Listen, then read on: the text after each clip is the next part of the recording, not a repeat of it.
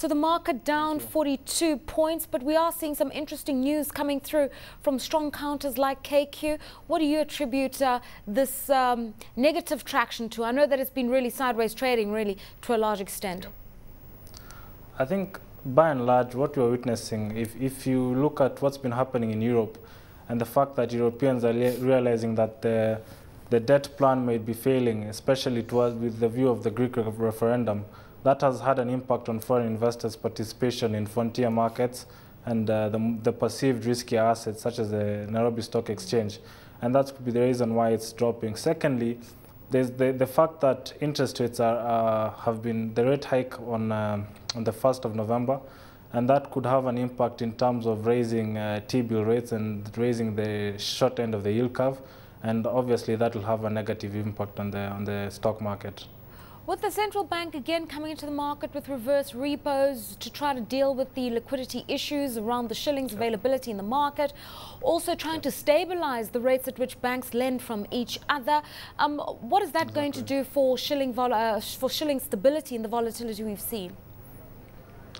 At the moment, it's really hard to call because, as you remember, on the October 5th, they did the same thing. They raised the rate hike, and they were conducting repos to suck out liquidity from the market so as to show up the shilling.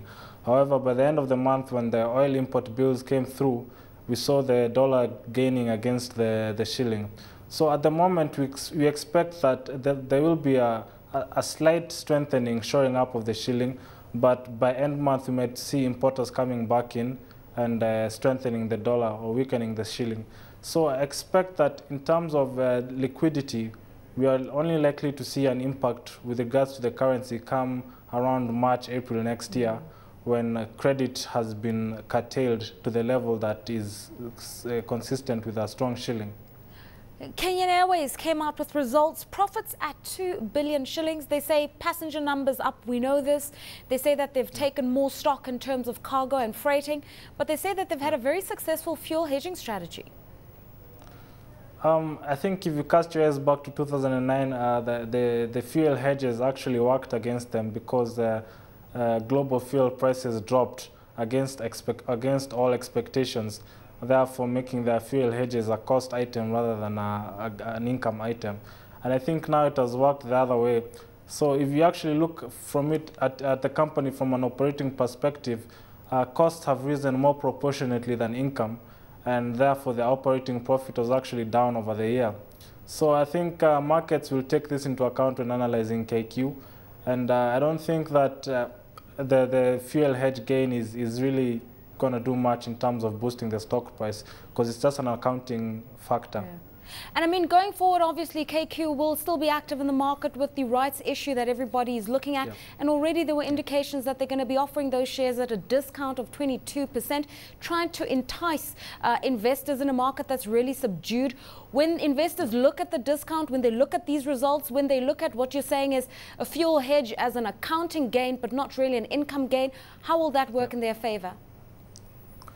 I think KQ has a net asset value, I think almost 42 shillings.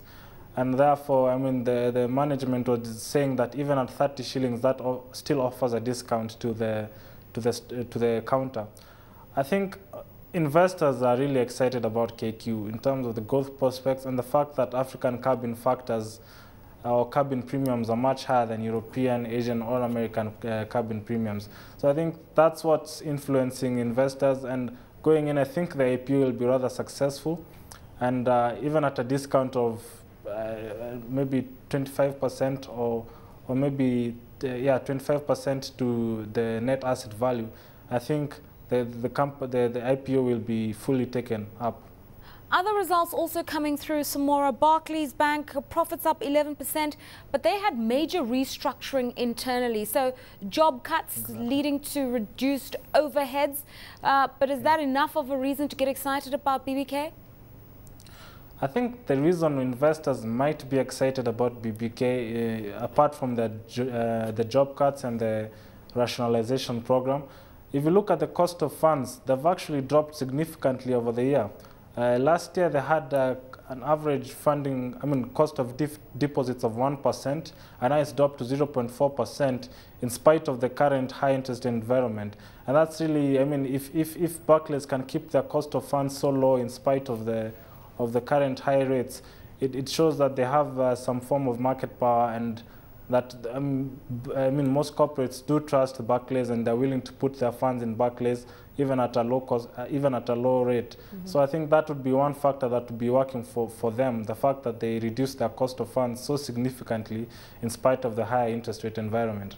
Okay, another company to look out for, Kenya Power, also making headlines. Obviously, with those results, we saw that they'd also embarked on restructuring and rationalization, cleaned up their balance sheet a little bit more, and that's made them fairly attractive for those who are willing to grant them loans, a loan of 5 billion to be issued to them. Exactly. I think it was in terms of government holding that I think when the government diluted their stake to 50%, it enabled them to get concessionary loans as a parastatal, and before it wasn't able to do that. So that's why financiers like the IFC can come and give them concessionary loans, and backed actually by the public. So that's the change in the capital structure that we witnessed last year was actually partly done with a view to accessing international finance and capital markets. So going forward, I think it's a good deal because their CapEx program is rather intensive. In fact, I think there's almost around 2 trillion shillings to be spent by both KETRACO and KPLC over the next 4 years. So I think being able to access finance will work very well for them.